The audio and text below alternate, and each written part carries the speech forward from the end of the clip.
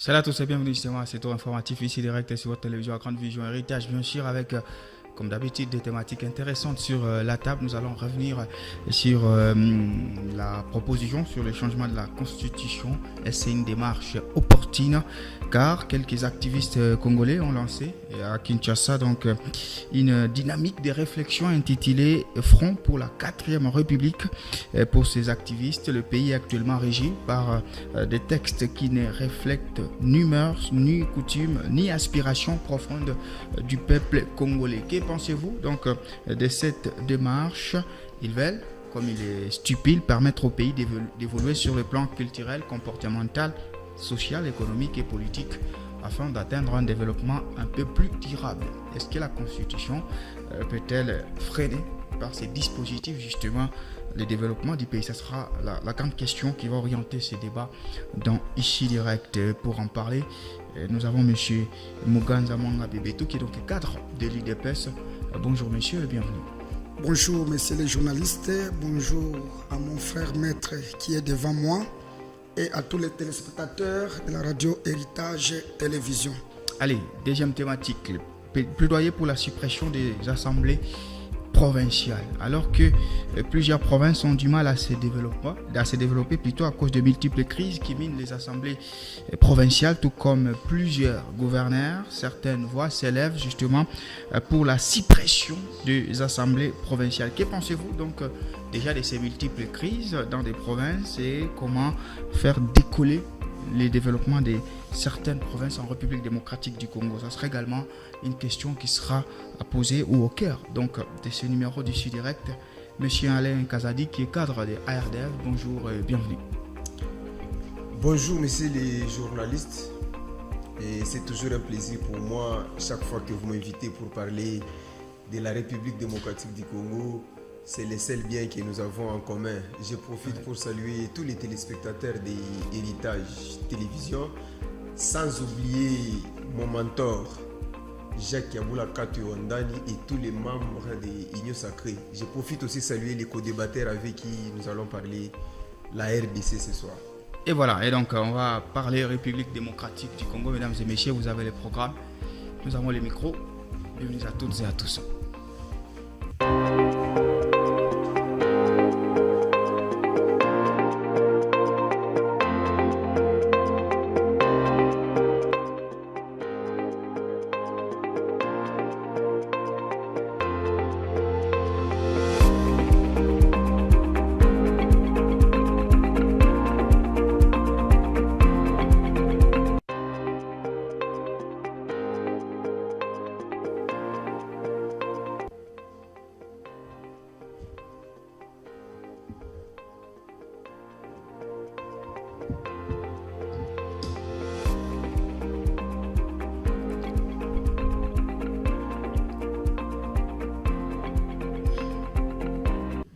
Allez, quelques activistes congolais ont lancé donc à Kinshasa une dynamique de réflexion intitulée Front pour la 4e République, la République démocratique du Congo. Pour ces activistes, le pays est actuellement régi par des textes qui ne reflètent ni mœurs, ni coutumes, ni aspirations profondes du peuple congolais. Ils disent vouloir permettre aux Congolais d'évoluer sur les plans culturels, comportemental, social, économique et politique pour un développement durable.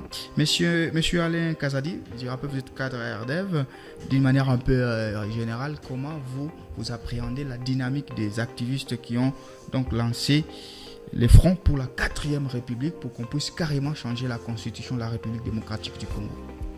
Merci messieurs les journalistes. Je vais répondre de deux manières à cette question. Ouais. Il faut d'abord répondre sur le plan des droits, mais je vais aussi répondre sur les plans politiques. Oui. Lorsque vous lisez l'article 23 de notre Constitution, le législateur stipule que toute personne a droit à la liberté d'expression. Ces droits impliquent la liberté d'exprimer ses opinions ou ses convictions, notamment par la parole, par écrit ou par image, mais sous le respect de la loi, de l'ordre public et des bonnes mœurs. Ouais. Ça signifie chaque Congolais au départ est libre d'exprimer ce que lui ressent. Il peut se lever le matin, il dit je voulais qu'on change la constitution de la République démocratique du Congo. Ça, c'est son point de vue. Au moins, si dans ce qu'il a dit, il y a violation des mœurs ou il y a trouble de l'ordre public, ça, c'est la première chose. Aussi longtemps que dans son point de vue en tant que Congolais, il s'est levé le matin, il a trouvé que nous avions une constitution, selon lui, qui ne reflète ni les mœurs ou ses raisons fondées à lui. Moi, en tant que Congolais, je ne peux que respecter la liberté de pensée de mes compatriotes qui sont Congolais. Mais la deuxième chose, je regarde maintenant ça avec l'aspect politique. Parce que les problèmes que nous avons aujourd'hui, nous avons les Congolais de mauvaise qualité. Il faut voir quels sont les biens fondés pour qu'on puisse changer aujourd'hui la Constitution. Est-ce que la personne qui a dit aujourd'hui qu'il faut changer la Constitution, est-ce qu'il a lu l'article 219 de la Constitution? Parce que c'est la même Constitution, vous avez réfléchi, oui, mais le législateur congolais lui-même, il nous donne aussi certaines interdictions quand il y a révision ou changement de la Constitution. Qu'est-ce que le législateur dit? Le législateur dit qu'il y a les périodes à laquelle on ne peut pas toucher ni à la révision ni au changement de la Constitution. Et puis le législateur dit, quelles sont ces périodes? Le législateur évoque pendant la guerre. Lorsque le pays est en guerre ou une partie du pays est en guerre, on ne peut pas imaginer ou réfléchir le changement de la Constitution. La première chose.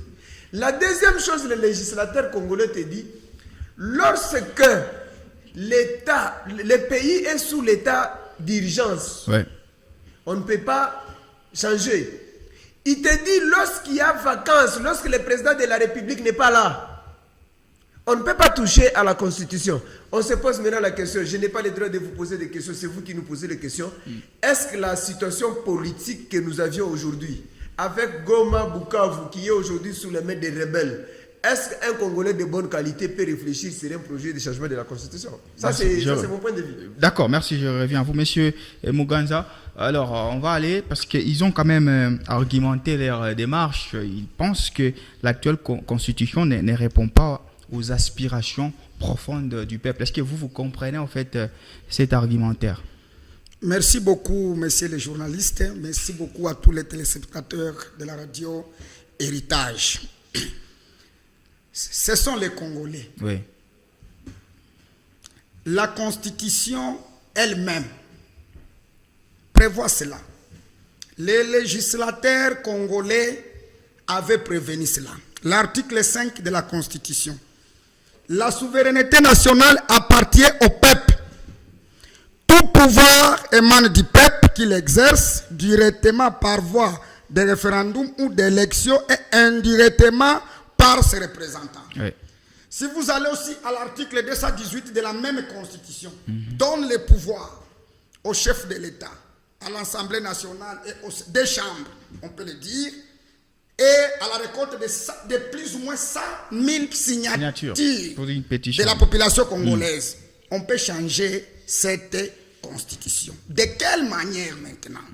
Parce que beaucoup de Congolais analysent ça d'une manière irrégulière.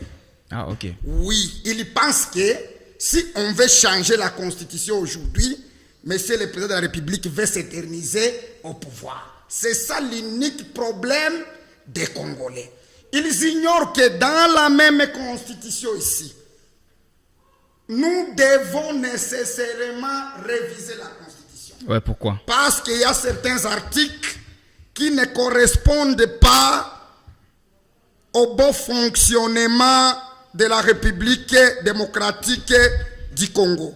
Entre autres, par exemple, l'article 217 de la Constitution.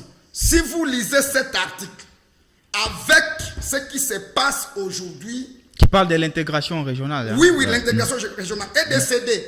Si nous sommes attaqués par le M23 pour chercher la cohésion africaine, nous devons céder une portion de la terre. Pour cet article... Est-ce que c'est vraiment la bonne interprétation? Est-ce qu'on peut lire cet article? Ça est ici. Oui. C'est la Constitution elle-même qui parle. C'est l'article 219 ou Ça doit être 17. 17 plutôt, Ouais. de la Constitution. L'article est là. Rapidement. Oui, l'article 217 dit ceci. La République démocratique du Congo peut conclure des traités ou des accords d'association ou des communautés comportant un abandon partiel de souveraineté en vue de promouvoir l'unité Africaine. africaine. Ouais. Par exemple, cet article. Ouais. On peut stipuler que la guerre de M23 est noble. Pour chercher la cohésion africaine, c'est dans le Sud Kivu et le Nord Kivu. Et qu'on continue comme ça. La révision constitutionnelle n'est pas un péché. Tout à fait. La constitution n'est pas naturelle. C'est une œuvre humaine. Tout à fait. Il y a certains articles plutôt qu'on doit vraiment changer, soit modifier, soit supprimer même. Ah, voilà. Ça ne casse pas les carreaux parce qu'en 2011, la même constitution était révisée. A été révisé, justement. Monsieur Denis Bélessi avec nous, il est secrétaire exécutif provincial les idées de Martin Fayoulou. Ah, il existe toujours. Ok. Ouais, il est. Qui Fayoulou ou bien monsieur Denis Bélessi? Non, lui, je le connais, c'est mon vieux. Ah, ouais, il est là. Ah, ouais. Fayoulou aussi existe. Bonjour, bienvenue. Voilà, vous étiez là depuis le début. En fait, le débat, il est au niveau maintenant de l'argumentaire. Parce que la dynamique peut être là, et même le chef de l'État l'a plusieurs fois annoncé. Et peut-être pour 2026, ça pourrait être un des grands chantiers pour cette année-là. Est-ce qu'aujourd'hui, nous avons une constitution obsolète?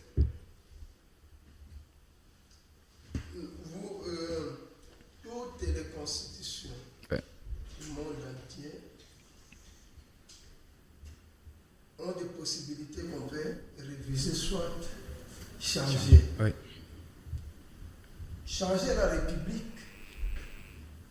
c'est un bouleversement. Ça vient après un bouleversement. Quand on dit Première République avec Mobutu, c'était après un coup d'État constitutionnel. Vous renversez le régime, vous prenez le pouvoir, là vous changez La République. la République. Mouzé est venu. Il a changé la République puisqu'il avait fait le coup d'État aussi. Joseph Kabila, puisqu'il n'avait pas trouvé la constitution, Oui. il est allé toujours sur la voie de Mouzé là. On a élaboré la constitution ensemble. Tout à fait. Les Congolais discuter et voir quelle constitution qu'on peut céder à cette république qui va permettre premièrement les droits humains, la protection de l'intégrité du territoire et le changement, l'organisation des élections. C'est ça qui a été... Et surtout la mise en place plutôt des institutions. Oui, Avec les institutions. Et aujourd'hui, nous avons toutes les institutions possibles. Toutes les institutions.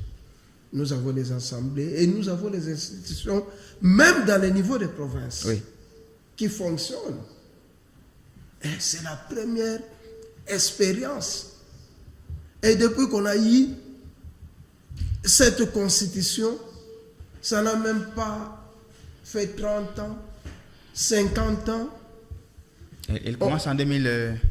Les gens sont fatigués déjà des assemblées provinciales. Mais on dit, mais ce n'est que le début. Et les assemblées provinciales, ça fait combien de temps? Petit à petit, ça va prendre la forme. Ah, donc vous pensez qu'on est encore dans l'étape de Oui, c'est quand on l'apprentissage. parle de constitution ici, on veut toujours voir la constitution des États-Unis. Les États-Unis a eu sa constitution depuis quelle année? Il y a des révisions dans cette constitution. Il y a beaucoup d'amendements. Mais là, on n'a jamais changé ça. Il n'y a que des révisions en révision. La France, c'est là où on avait changé de république. En France, quand on changeait de république, c'était toujours après le bouleversement qu'on changeait aussi les républiques en France. Mais ici, jusqu'à présent, je ne sais pas. L'intention et les motifs qu'on cherche à tout prix, changer la constitution. Dans cette constitution, le président nous avait dit que je vais demander aux deux chambres, au Congrès, pour faire la guerre contre le Rwanda. Est-ce que la constitution l'a empêché? Non, d'ailleurs, il n'a jamais demandé ça. C'est constitutionnel. Donc, toutes ces raisons, quand on regarde même naturellement, quelle est la personne qui cause avec les Rwandais ici au Congo? Il n'y a que Félix Tshisekedi qui cause avec les Rwandais et IDPS qui cause avec les M23. À chaque fois, ils sont à Doha. Avec qui? Avec les M23. Oui. Une fois là, nous avions allumé nos chaînes de télévision. On a vu Félix Tshisekedi rien qu'avec sa fille, en train de causer avec qui? Avec Kagame. Mais lorsque les prêtres étaient partis là-bas, c'était devenu un problème. Oui, merci. Je reviens à vous. Monsieur Alain Kazadi, voilà, sur les fonds maintenant de la démarche, là, on était un peu plus sur la forme. Ils disent justement qu'aujourd'hui, nous avons une constitution qui ne répond pas aux aspirations profondes du peuple. Ils disent que c'est une constitution qui ne répond pas aussi aux coutumes justement du peuple congolais. Et ils vont aller plus loin quand ils parlent de faire évoluer les Congolais sur le plan culturel, comportemental, social et même de l'économie. Pour eux, l'actuelle constitution freinerait l'élan des développements. Messieurs les journalistes, j'ai toujours dit, ce qui nous manque dans ce pays, ce n'est pas les tests.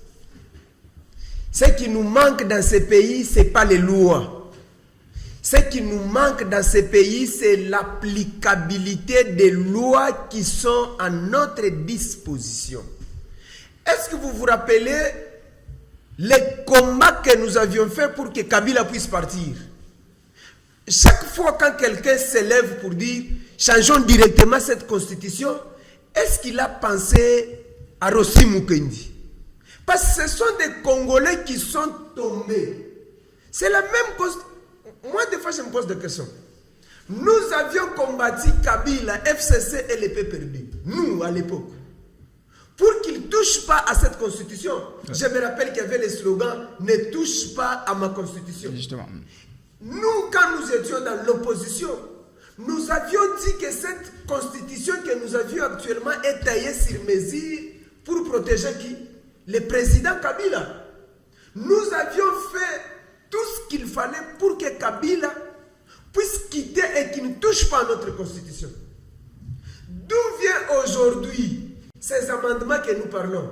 J'ai aimé au moins les démarches évolutives de mon ami de l'IDPS. Une fois, je suis d'accord avec mon ami de l'IDPS.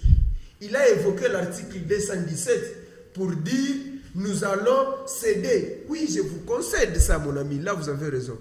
Mais est-ce qu'on peut changer toute une constitution à cause seulement d'un article? Appelez ces gens qui se sont réunis en masse, qu'ils vous étalent 50 articles qui empêchent aujourd'hui Daniel Mbumba de réguler la circulation à Kinshasa. Qu'ils vous disent pourquoi est-ce que les 54 millions qui ont été dépêchés dans 100 jours, jusqu'aujourd'hui, il n'y a pas de réponse. Qu'ils nous disent, mon ami de l'IDPS, Nicolas Kazadi, c'est pas lui, hein? C'est pas lui, hein? Non, Nicolas Kazadi, c'est le ministre de l'IDPS. Ah, ok. Oui, qu'ils nous disent où est parti notre argent de lampadaires et des forages. Est-ce qu'il y a-t-il un problème entre l'argent détourné par Nicolas Kazadi, qu'ils nous disent aujourd'hui, je cite seulement les gens de l'IDPS, qu'ils nous disent aujourd'hui, l'ancien ministre de Santé, avec les frais de Covid, combien d'argent a été alloué à Covid? Est-ce que c'est les changements de la Constitution qui auraient bouffé? Aujourd'hui, je ne voulais pas, je suis pas ici. Quand vous regardez les rapports qui sont venus, combien d'argent on a décaissé par la République, afin qu'aujourd'hui la ville-province de Kinshasa, qui a aujourd'hui le ministre de l'Intérieur de l'IDPS, le gouverneur de l'IDPS, mais la ville jusqu'aujourd'hui continue à sombrer. Pour citer, messieurs les journalistes, il aura le même timing. Hein? Oui. Pour citer, ce n'est pas un problème de céder d'abord une partie de notre territoire. C'est un problème de mentalité et de lois que nous ne mettons pas en pratique. Les jours que nous mettons les lois en pratique, nous pouvons rester avec la même constitution et ce pays va rentrer sur les rails. Merci. Monsieur Muganza, vous allez répondre, mais il y a quand même une question. Est-ce que, de façon pratique, la constitution actuelle bloque-t-elle les développements du pays? Est-ce qu'aujourd'hui, vous êtes au pouvoir, vous avez l'impression que sans tel dispositif, Félix Tshisekedi ferait mieux que maintenant? Messieurs les journalistes, la constitution n'est pas naturelle. Oui. Certains articles de la constitution peuvent être modifiés ou changés, supprimés. C'est une démarche noble. Si j'ai pris l'échantillon d'un seul article, ce n'est pas dire que je n'ai pas le pouvoir de parcourir cette constitution et trouver d'autres articles. On aura plusieurs articles dans cette constitution ici qui doivent être changés, supprimés ou modifiés. Mais c'est là, on ne peut pas dire que c'est la constitution qui nous bloque aujourd'hui de l'évolution de la République démocratique du Congo. Mais je suis content avec mon ami de l'ARDEV. Oui. Il est maître. Tout à fait. Derrière Kazadi qui a cité, si on les convoque devant les cours et tribunaux qui sont aux proximités de Kazadi, ce sont les avocats. Oui. Ce sont les avocats, même vocation. Et ils défendent Kazadi jusqu'à la dernière énergie. Où est le problème des Congolais? Soit c'est vous, la classe intellectuelle, qui tue le pays. Oui. Parce que votre profession-là, si c'était une profession noble de régulariser des choses, derrière les criminels, on ne pouvait pas avoir des avocats à côté d'eux. À côté de l'Honorine, l'Allemagne de l'origine congolaise, on ne pouvait pas avoir des toges noirs l'entourer. Vous condamnez qui? C'est votre profession qui tue le pays. Ah, voilà. Oui, moi je vous dis ça, parce qu'il faut être sincère. Oui. La Constitution n'a pas de problème. Tout à fait. Elle a été conçue, il y a des erreurs qu'on peut modifier. Oui. La mentalité de nos avocats. Ah, okay. Mais ils ne gèrent pas seul le pays quand même. Quoi? Ce ne sont pas les avocats qui gèrent seul ce pays. Ils ne gèrent pas. Écoute, s'il vous plaît. Si lorsqu'on avait amendé, on avait taxé Nicolas Kazadi, qui l'a dit, délit de peste, il a détourné ceci, cela. Oui. Il y a des avocats qui évoquent des articles et des articles. Pour défendre. Pour défendre. Quel travail? En tant qu'avocat, vous voulez maintenant changer quoi? Lorsque vous faites des travaux de malhonnêtes. Défendre un volet. L'avocat ne fait pas le Merci. travail de manuel. L'avocat assiste son client. Quel type de client? Merci. Même le criminel a droit à être assisté. Vous voulez maintenant qu'on change quoi? Oui. Merci. Comment est-ce qu'on mettra fin à ces désordres? Merci, Et monsieur. vous allez nous évoquer les articles qui L'avocat défendent. ne rend pas jugement. Il Voilà. assiste, c'est le Merci, juge merci, qui merci. rend jugement, mon ami. Merci, monsieur, s'il vous plaît. Sont acquittés. Oui, voilà. Bien sûr que Nicolas Kazadi est délit de peste. Oui. Il est délit de peste comme Jacques Kaboula et Voilà. aussi de l'ARDEV. Merci. S'il vous plaît, merci. Monsieur Denis Belessi, c'est avec vous. Maintenant, moi, je voulais qu'on... C'est pourquoi on a thématisé quelle place pour la science. Puisque si on parle politique, on va voir l'ombre de Félix Tshisekedi, c'est ça, comme vous l'avez de nos yeux. Est-ce qu'aujourd'hui, scientifiquement, notre constitution doit-elle quand même subir... bon, on peut carrément la changer, comme il y a cette dynamique du Front pour la 4e République. Non, c'est un débat. Oui. Un débat scientifique. Ce n'est pas un débat de la rue comme ce que l'IDPS est en train de faire. Mais l'IDPS fait quoi? L'IDPS n'est même pas dans la dynamique actuelle des activistes. Hein. C'est un débat scientifique. On dit, bon, on change la forme. Puis le problème se pose autour de la forme de l'État. On veut changer la forme. Qu'est-ce que vous voulez changer? Vous avez posé la question. Vous voulez changer quoi? Puis si on change cette constitution-là, on va retrouver toujours certains articles Ouais, d'ailleurs, on va les reprendre. Oui. dans la même constitution. C'est pourquoi certaines personnes pensent non, on doit changer quoi? On peut réviser. Ouais. Kabila aussi avait Il a fait en 2011. révisé. Oui. Et non changer. Puis c'est changer la forme de l'État. Changer les problèmes, c'est changer les mandats, changer la forme de l'État, que vous pensez. recommencer À zéro, l'histoire ouais. à zéro. Oui. Et entre-temps, pour eux, Ça- Kabila est condamné, il ne sera pas candidat, il n'y a que Félix qui peut être candidat. Mais il a fallu. Non, non. Ah, Dans dans leur les- côté, ah, c'est oui, les oui, raisonnements. oui, les raisonnements. C'est ce que vous pensez.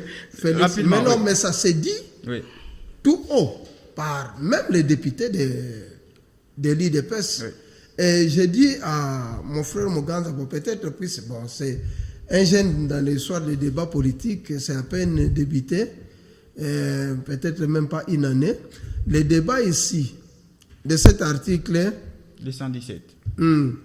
la RDCP cédait une partie de sa souveraineté. On a déjà parlé à plusieurs fois. Non, le président a répété ici. Non, cet article, il a dit. Cet article, c'est l'article de l'Union africaine. Ça se trouve presque... On n'a pas dit l'Afrique peut changer, on dit la RDC. Écoutez, Vous voulez vous l'amener où?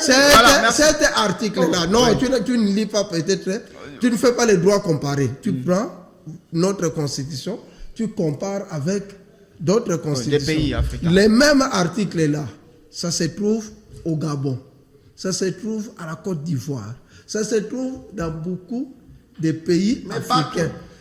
Dans beaucoup de pays africains. Et ça se trouve aussi dans d'autres pays, l'Occident aussi. Même de l'Amérique aussi. Merci, monsieur. Voilà, merci. Même de l'Amérique aussi. Voilà, monsieur Patrick Makolo qui nous rejoint. Directement, c'est la question. On est sur la démarche des activistes à Kinshasa qui veulent carrément passer à la 4e République. Est-ce qu'aujourd'hui, c'est une démarche opportune? Merci beaucoup. Je salue tous les co-débatteurs. Et je sais que la question, elle est pertinente parce que tout Congolais, d'abord, comme la Constitution l'a établi, doit jouir de la démocratie. Alors, il est permis, même à ceux-là qui se sont réveillés aujourd'hui, qui réclament la 4e République, de donner aussi leurs idées. Donc, la démocratie doit être respectée en RDC. Bon, dire que c'est opportune, on peut dire oui. On peut dire oui parce que ce pays a besoin de l'évolution. Parce qu'il y a eu un moment où, en 2006, la Constitution que nous sommes en train de décortiquer a permis quand même à résoudre certains problèmes de l'époque. Parce qu'il y avait des belligérants, il y avait des gens qui se tiraient dessus. Il fallait trouver quand même... trouver une solution au problème de légitimité. Il y avait une crise de légitimité. Alors il fallait trouver quand même un texte qui pouvait mettre tous les belligérants d'accord pour quand même développer le pays. Et je crois que c'était chose faite. Mais chemin faisant, en 2011, on a trouvé que c'était nécessaire quand même de réviser à peu près 7 articles. Et donc il y avait l'article 197, l'article 218, 226, 71, 110, 126, 146. On a essayé de revisiter ces articles, mais on n'avait pas changé la Constitution. Mais cela n'a pas aussi créé une crise de légitimité. C'est tout comme que le chef de l'État, au jour d'aujourd'hui, lorsqu'il avait annoncé qu'en 2025, il faudrait qu'il y ait quand même une révision de la Constitution. Ce n'est pas dire que c'est le changement de fond en comble, faire le tabula rasa. Non, il n'est pas question de faire le tabula rasa parce que il y a quand même des articles qui, aujourd'hui, sont encore d'actualité, quand bien même d'autres sont presque obsolètes parce que ça ne reflète plus la réalité de la chose. Comme déjà les autres ont parlé des textes qui ne reflètent ni le MERS, ni les coutumes, ni les aspirations profondes du peuple congolais. Parce que c'est leur constat. Est-ce que c'est le cas? Ce constat est fondé à quelques exceptions près. Il y a justement, quand vous regardez même les institutions, certaines institutions qui étaient créées comme les institutions d'appui à la démocratie. Bon, ça ne vaut plus la peine au jour d'aujourd'hui. Vous voyez, mais c'est toujours, ça figure toujours dans cette constitution. Pourquoi ne pas se mettre à réviser ces articles-là qui ne font plus qu'une figure inutile dans la Constitution. Donc, je crois que lorsque le plaidoyer peut être aussi pris en considération, et bien sûr, en essayant d'évacuer tout ce qui est devenu maintenant comme inutile, comme désuet parmi les articles de 229 articles qui constituent la Constitution de la RDC. Monsieur Alain, dans une minute, on va conclure pour parler de la deuxième thématique rapidement aussi. Voilà, qu'est-ce qu'on retient? Qu'est-ce qu'on retient en fait avec cette dynamique, puisqu'on sait que ce sont les scientifiques qui déclenchent, les politiques peuvent s'en saisir. Est-ce que vous seriez étonné que voilà, les politiques s'en saisissent et qu'ils changent carrément cette constitution? Je vous ai dit ici que en tant que juriste, je laisse chaque Congolais réfléchir. Mais en tant qu'un homme politique, je me dis que ce n'est pas ça l'essentiel que le peuple attend. Ah, ok. Le problème que nous avons aujourd'hui, c'est que le chef de l'État est entouré par les gens qui ne l'aident pas. J'ai toujours dit, si Kabila a manqué 15 autour de lui pour l'aider à développer le pays, j'ai comme l'idée que, à part le président, à part Kiaboula et moi, le président manque les autres là. Il est entouré par les gens qui l'amènent des choses dont le Congo n'a pas besoin. Les Congolais, pour le moment, M. Jean-Claude, nous Congolais, les Congolais ont besoin de l'eau, ils ont besoin de l'électricité, ils ont besoin des transports, ils ont besoin des minimums. Ce n'est pas la révision constitutionnelle qui ne va bénéficier que nous, classe politique. Même si on nous dotait à ce jour, la constitution qui vient des États-Unis, même si on prenait la constitution américaine et qu'on nous donnait aujourd'hui, parce qu'on suppose qu'elle sera plus parfaite, avec la qualité des opérateurs, des politiciens que nous avons aujourd'hui, rien ne marchera dans ce pays. Il faut le renouvellement de la classe politique, avec un peu les gens qui commencent à prendre la forme comme on a mis des IDPCC. Merci. Mais les autres ici, il faut les mettre à côté. Monsieur Muganza, près des décennies, on sait que c'est une constitution, on a parlé qu'en 2006, elle a répondu quand même aux questions urgentes. Là, on va aller en 2026. Est-ce qu'il faut une autre qui doit répondre aux questions de 2026? Pas 2006 seulement, jusqu'à aujourd'hui. Ah, elle continue quand même. Oui, c'est une constitution taillée. Mais le monde est en évolution. Tout change. Tout change. Tout à fait. Elisabethville, Lubumbashi, aujourd'hui, il y avait un changement de ce nom. La démographie change, les mentalités des gens changent, et il faut aussi réviser la constitution. Quel que soit, ce n'est pas ce que le peuple congolais attend. Mais s'il y a quelque chose à retoucher, on peut les retoucher sans problème. Mais les gens pensent que... Le problème déjà c'est quoi? Les mandats des chefs de l'État.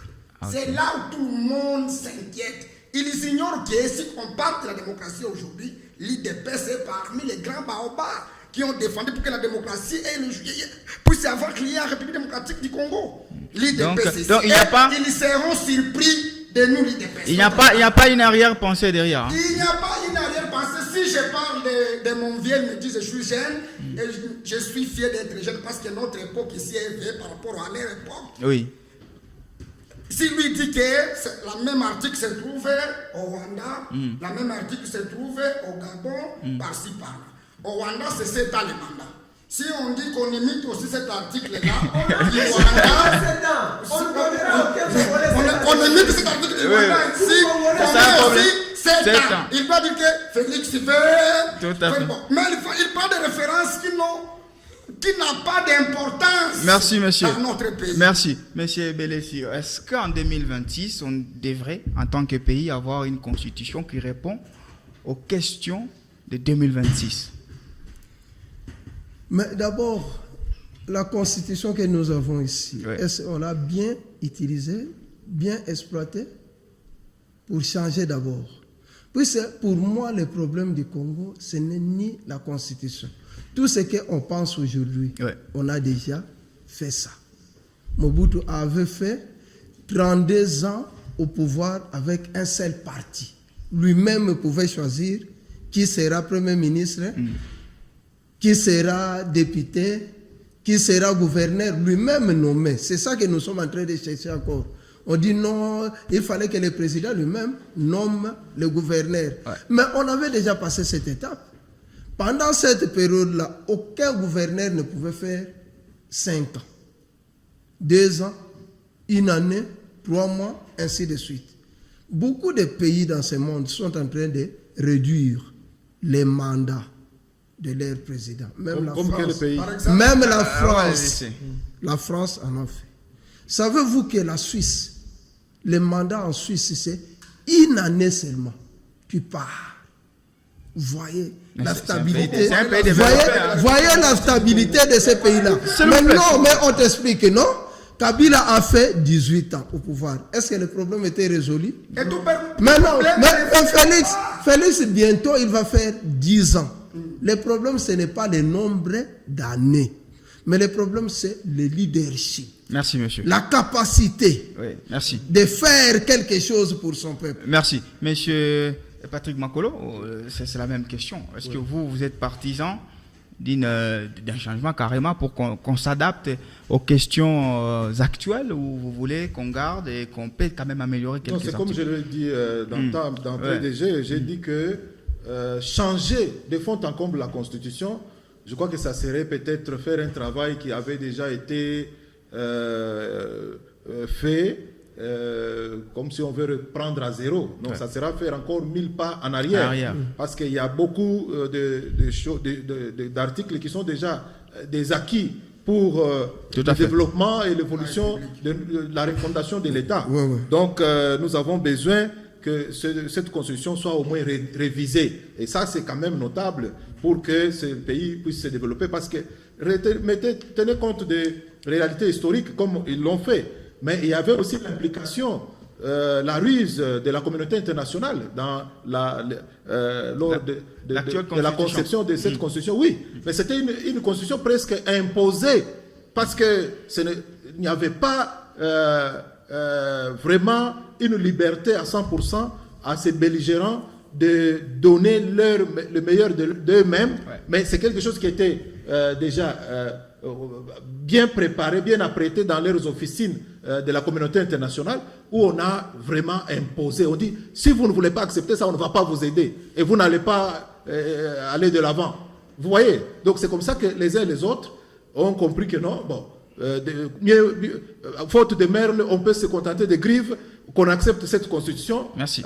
Même s'il y avait des lacunes, ça et là. Mais maintenant que nous avons nous-mêmes la possibilité de nous mettre ensemble, en tant que Congolais, réfléchir, regarder par exemple les institutions provinciales. Quel est leur impact? On peut faire l'évaluation. Merci, monsieur. Merci pour la passe. Je vous en prie. On parle quand même de la deuxième thématique. Là, on court derrière les temps. 1 minute 30 pour chacun. Et puis, on passe à la conclusion rapidement. Il faut être plus succinct que possible. On va parler sur ce plaidoyer pour la suppression des assemblées provinciales, alors que plusieurs provinces ont du mal à se développer à cause de multiples crises qui minent les assemblées provinciales, tout comme plusieurs gouverneurs. Certaines voix s'élèvent justement pour la suppression des assemblées. Monsieur Alain Kazadi, je commence encore avec vous. Est-ce que vous êtes de cet avis? Il y a un prérequis que je lis. Est-ce que vous partagez l'avis de ceux qui mènent cette démarche? Moi, je suis parmi ceux qui partagent aujourd'hui. Il faut qu'on puisse réduire les trains des institutions aujourd'hui. Quand vous regardez les budgets que nous votons dans ce pays, vous regardez que 80%, 90% partent dans des institutions au lieu d'aller dans les développements. Les députés en amont ont été votés. On avait donné ça dans cette jeune démocratie pour qu'on ait quand même les gens qui nous aident à contrôler aujourd'hui les gouverneurs, contrôler les gouvernements provinciaux, contrôler les ministres. Mais nous nous rendons compte aujourd'hui que les députés provinciaux ne font pas le travail pour lequel nous, les peuples, nous les avons envoyés là-bas pour travailler. Parce que quand vous regardez dans des mandatires, il y a des mandatires qui terminent où aucun ministre n'a été convoqué pour venir s'exprimer. Aucun directeur général d'une entreprise n'a été convoqué pour venir s'exprimer. Comment vous pouvez comprendre, dans la ville comme Lubumbashi, qu'on souffre un problème d'embouteillage et que le ministre des Transports ne soit pas convoqué à l'Assemblée provinciale? Vous sentez qu'il ne peut pas être convoqué parce qu'il a ses collègues là-bas, il a ses collègues, ses membres qui ne peuvent pas. Et vous sentez qu'on a des gens qui ne rendent pas compte. Ça, c'est un. Dès que vous regardez aujourd'hui, les députés, il suffit qu'on leur donne pas ce qu'ils cherchent, les gouverneurs doivent être dehors et ça déstabilise. Moi, pour moi, je suis d'avis aujourd'hui qu'on évalue, qu'on voit quel est l'impact que les assemblées provinciales ont apporté dans la République. Et quel est le manque à gagner on prend? Nous avions payé chaque député $6 000. Fois autant de dollars, fois 5 ans, combien d'argent? Et si on prenait cet argent là-bas juste pour régulariser, organiser la sécurité de la province? Je suis partant. Vu que pendant 10 ans aujourd'hui, depuis Kabila, Kabila on a fait pendant 10 ans, avec Félix on va faire encore 10 ans, on n'a pas regardé les valeurs ajoutées des assemblées professionnelles. Carrément, on peut que les supprimer et puis réduire les salaires des autres. Les pays continuent. Ça, ce n'est pas un bien qui appartient à l'individu. Merci. Il fait 5 ans, il tire les bagages, allez. Merci. Monsieur Bebeto, est-ce que vous partagez l'avis de ceux qui pensent qu'il faut carrément supprimer les assemblées provinciales. Est-ce que vous trouvez un peu du sens dans leur proposition? Je suis content parce que mon ami vient de rejoindre mon idée. Une fois. Parce qu'il dit qu'il faut supprimer. Ouais. Supprimer comment? Les assemblées provinciales sont légales. Quand on veut supprimer, donc on doit réviser la Constitution. Ouais. Exactement. Donc on doit réviser la Constitution. Ouais. Les institutions en République démocratique du Congo n'ont pas de problème. Ouais. Les institutions n'ont pas de problème. Mais en Suisse, c'est là que mon père avait évoqué. Les assemblées provinciales sont toujours là. Et fonctionnent très bien. Mais comment en République démocratique du Congo, un pays où nous voyons ce qui n'est pas normal. Nous avons presque 17 ou 14 députés de l'IDPS à l'Assemblée provinciale. Mais nous passons au vote des sénateurs. On n'a qu'un seul. Non, pas de problème. Le problème, c'est la tête. Savez-vous que pendant cette période, le président de la République a dépensé, rien que pour cette année, presque 1 milliard de dollars. Là, vous allez accuser les assemblées provinciales. Le problème du Congo, c'est les partis alimentaires. Lorsqu'un président passe au pouvoir, il veut le deuxième mandat, il crée beaucoup de partis alimentaires. Ce sont ces partis alimentaires-là qui sont en conflit entre eux. Ce n'est même pas, vous voyez, IDPS et ARDEV. Ouais. C'était des bons amis, mais Des bons là, amis. là c'est compliqué. Jusqu'à aujourd'hui. Mais aujourd'hui, le langage commence à changer. Vous prenez les partis de Dani Banza, Ako, Ardev, tout ça. Ce sont des partis alimentaires. Si le pays était structuré, par exemple, comme ailleurs, gauche, droite, démocrate, républicain, on devait quand même avoir une idée. Mais avoir les assemblées nationales, et d'ailleurs ça nous rapproche. Les gouvernants et les gouvernés sont tout près. ouais, justement. Je crois que... Mais on a l'impression que les députés provinciaux, ça ne joue pas vraiment Non, les mais rôles. ils ne sont pas là pour se battre. Ouais. Il y a les députés nationaux qui doivent venir à chaque fois pendant les vacances parlementaires, puisque ouais, les députés provinciaux ont des limites aussi. Merci. Voilà, on va finir avec M.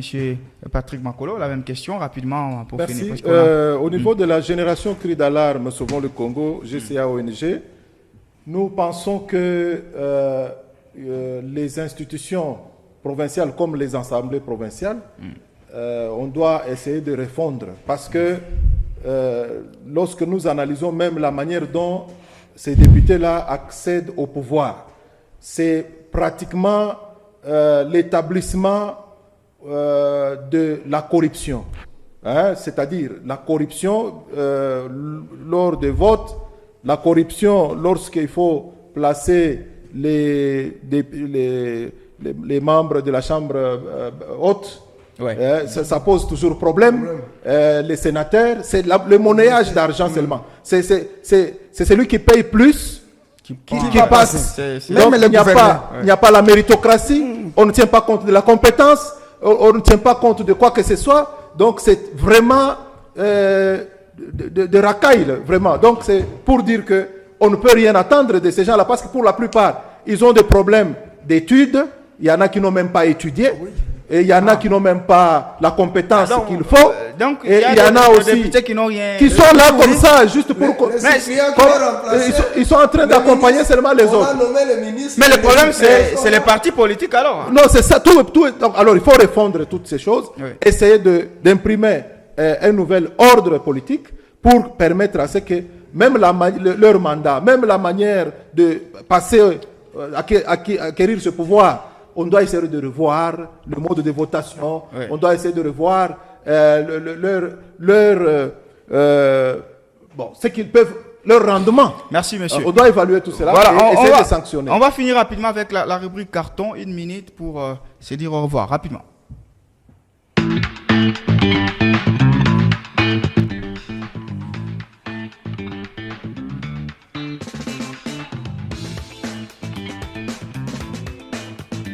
Ah ben, on va renverser l'ordre. Hein. Voilà, pour cette rubrique carton, monsieur Muganza Mangabebeto. Je rappelle que vous êtes au cadre de l'UDPS. Merci justement d'avoir bien voulu agrémenter ces moments. Mais quel est votre carton d'aujourd'hui et vous l'adressez à qui? J'ai choisi les cartons verts. Les verts. J'encourage notre président de la République démocratique du Congo, Félix Antoine Tshisekedi Tshilombo, qui ne dort pas. Les gens pensent que l'argent que le président est en train d'utiliser de 1 milliard par-ci par-là, le pays est en guerre. Un vrai père ne doit pas dormir s'il est attaqué. Tout à fait. En tout cas, nous l'encourageons de continuer avec ces démarches pour qu'on trouve la paix durable en République démocratique du Congo. Merci pour cette belle réponse à M. Belessi, qui est donc secrétaire exécutif de l'ESID à Lubumbashi. M. Denis Belessi, merci. Quel est votre carton et vous l'adressez à qui? Carton vert au président Martin Fayulu. Il a pour son message d'avertissement à Félix Tshisekedi. Okay. Avant d'aller signer les accords avec Kagame, les Congolais doivent savoir qu'est-ce qu'il y a dans cet accord-là. Tout à fait. Et je l'appuie.